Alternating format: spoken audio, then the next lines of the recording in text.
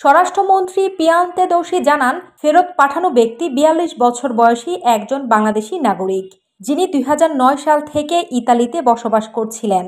তার বিরুদ্ধে সামাজিক নিরাপত্তা নীতিমালা লঙ্ঘন সহ একাধিক অভিযোগ রয়েছে। এই প্রথম কোনো অভিবাসীকে আলবেনিয়ার মাধ্যমে নিজ দেশে ফেরত পাঠানোকে মানব পাচারকারীদের বিরুদ্ধে একটি বড় সাফল্য হিসেবে উল্লেখ করেন তিনি। ভবিষ্যতে ইউরোপীয় ইউনিয়ন এবং ইতালির তালিকাভুক্ত নিরাপদ দেশের নাগরিকদেরও একইভাবে ফেরত পাঠানো হবে বলে তিনি জানান। গত ২৮ মার্চ অভিবাসীদের আলবেনিয়ায় পাঠানোর নতুন নিয়ম জারির পর ইতালীয় প্রশাসন মিলানের বিভিন্ন শরণার্থী শিবিরে অভিযান চালায়। পরবর্তীতে মিলান ও তোরিনো সহ ৬টি শিবির থেকে ৪০ জনকে আটক করে চলতি মাসের ১১ তারিখে লা নাভে লিব্রা নামক একটি জাহাজে করে ইতালির পুলিয়া প্রদেশের ব্রিন্দেসি বন্দর থেকে আলবেনিয়ায় পাঠানো হয়।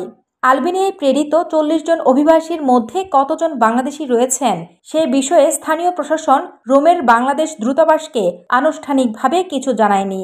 দূতাবাসের প্রথম সচিব সাইফুল ইসলাম জানান, স্থানীয় প্রশাসন কয়েকজনকে সম্ভাব্য বাংলাদেশি হিসেবে উল্লেখ করে আলবেনিয়ায় স্থানান্তর করেছে।